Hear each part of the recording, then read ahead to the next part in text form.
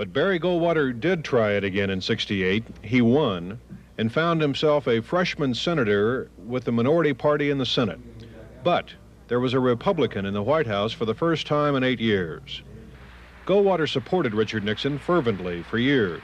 He supported him through much of Watergate, all of it in fact, until the week before the Nixon resignation. I supported Nixon. I worked like the devil for him. But when he got in that Watergate mess, and I was the first one to go to him and told him, tell the truth, tell what happened, level with the American people and you'll be all right. Well, he didn't do it. And the more it went on and on and on, the madder I got, because the more he lied to the American people. He was lying to you, too, wasn't he? He lied to me, he lied to his family, he lied to everybody. And I remember I was on a television program one morning when he had decided to go to China the very day that Gerald Ford had decided to run for re-election, or seek election, and went to New Hampshire. And just in a millisecond, it came to me that this was a dishonest man. And I said so, publicly. I got home and my wife just gave me hell. How can you say that about Dick?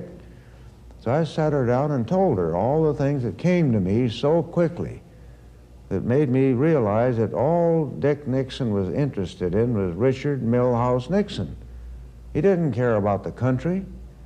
He did a pretty good job in foreign policy, but any man that will not be honest with his own family and continue to lie to his own country, I can't stand for. On that TV show, you said, as far as I'm concerned, Mr. Nixon, go to China and stay there? Yeah, that's the show. Yeah. Tell us about August 5th, 1974, when you were selected to be among a very few number of people that had to go over to the White House and tell Richard Nixon he would never survive an impeachment trial in the Senate. The day before, Gerald Ford came to our weekly Republican luncheon. And that's when he disclosed to us the fact that Nixon had lied again. That was on a Tuesday. Well, I stood up and I asked for the floor and I said, I have taken all I can take.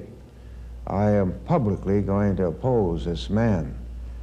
Well, my fellow Republicans, as they do, they came to me and said, we want you to go to the White House and talk with Nixon. It seems to me every time there's a problem around here, they call on old Goldie to get somebody out of it. So I called the White House and said, I'd like to come up and talk with the president, and Dean Birch of Tucson told me, he said, well, let's not be in a hurry. Can we have lunch tomorrow? So I went out to Dean's house and had lunch with he and Alexander Haig.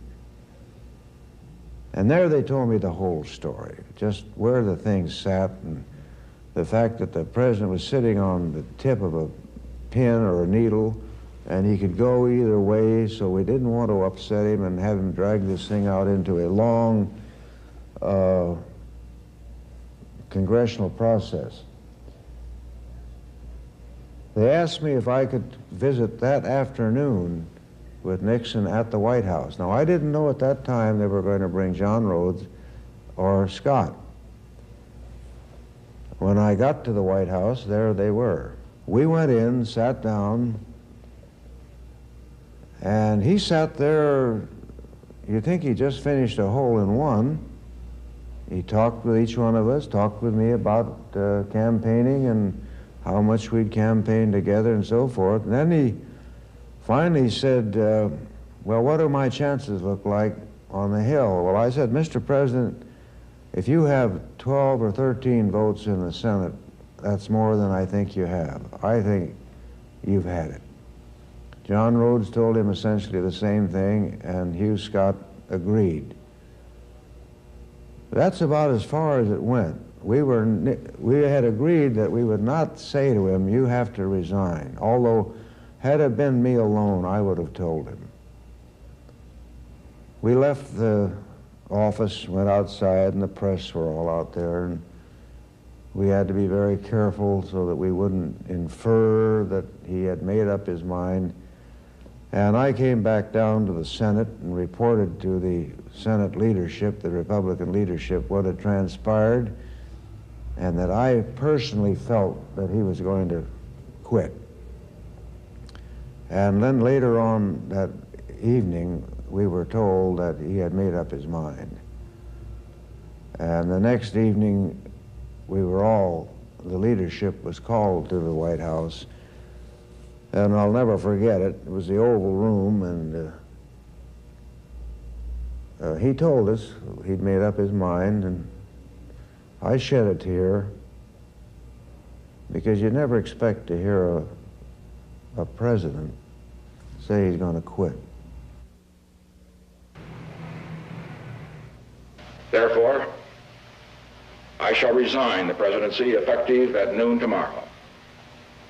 Vice President Ford will be sworn in as president at that hour in this office. I don't think there's more than a handful of people who still respect Dick Nixon. You don't? I don't. I have no respect for him at all. He knows it, too. As Richard Nixon got on the helicopter that day and Jerry Ford became president, Goldwater breathed a sigh of relief. Goldwater liked Jerry Ford, but he did not agree with the Nixon pardon. I was out home, and Ford called me without realizing the difference in time. He got me out of bed and told me what he'd done. I said, I think you've made a mistake. I said, number one, what has he done that you're going to pardon him for? He hasn't been indicted. He hasn't even been charged. So what are you pardoning him for? Well, I can't remember his exact words. He says, I think God will understand why I did it. I said, well, if he does, he'll be the only one that does, because I don't understand it, and I think it's wrong.